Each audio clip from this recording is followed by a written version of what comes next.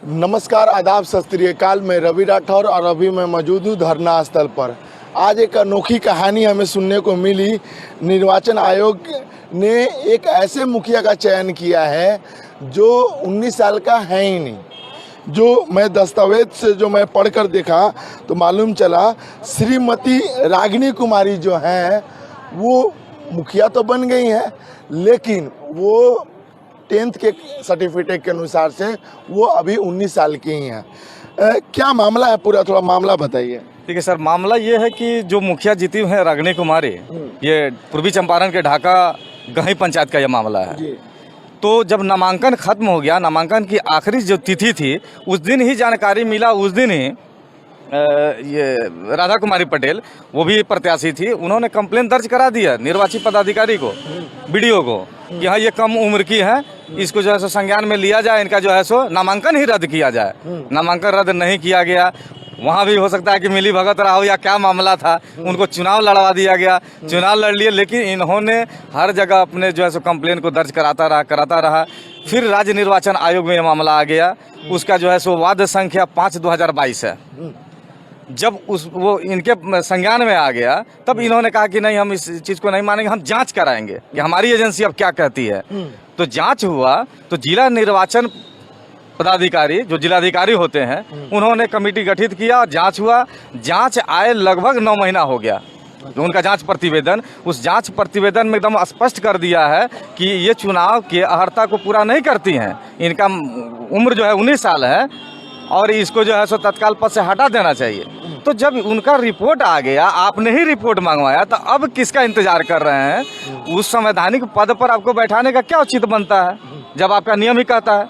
एक एक्ट बना था 2006 में, धारा 136(1) और 2 के तहत ये नियम है कि अगर चुनाव आयोग को ये पता चल जाता है कि कोई व्यक्ति उम्र अगर छुपाता है तो उसको स्वतः संज्ञान लेकर के निरस्त कर देना है।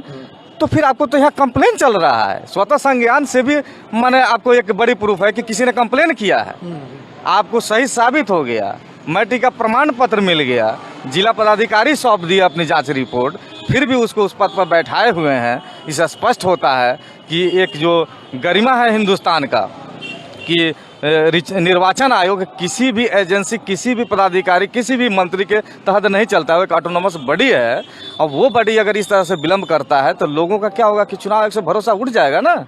कौन भरोसा करेगा? क्यों कंप्लेन करने आएगा? तो एक कंप्लेन कर रहा है, दौड़ रहा है। अभी आरटीआई से खुलासा हुआ है कि 2022 में 107 केस दर्ज हुआ है, इन्होंने दिया है।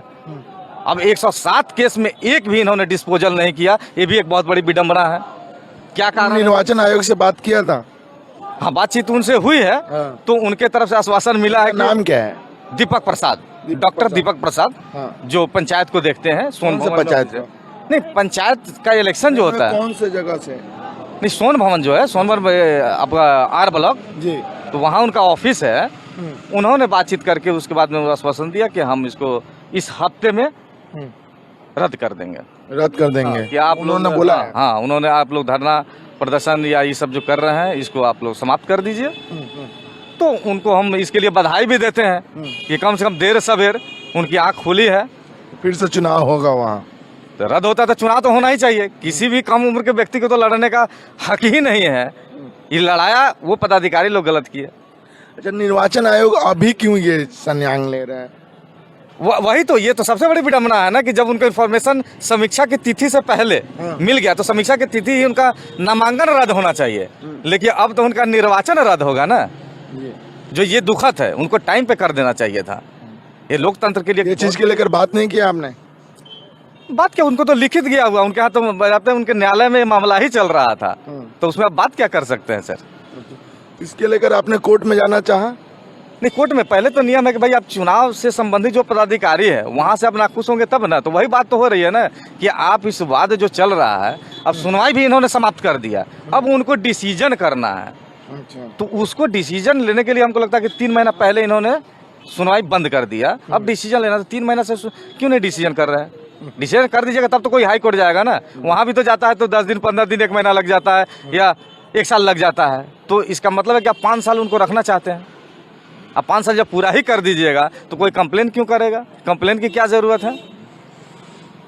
अच्छा मैडम, एक बात बताइए, 19 साल की मुखिया बन गई है, वो कुछ बोलती नहीं है? वो क्या बोलेंगी, वो खुद जान रही है से हम गलत हैं तो वो बोलेगी क्या। मतलब आपको कभी कोई प्रलोभन वगैरह नहीं दी, अरे हमें छोड़ दो? नहीं, वैसा कोई बात हम लोग के बीच में नहीं हुआ है। हाँ, अभी तक तो नहीं हुआ है, होगा तो आगे देखा जाएगा।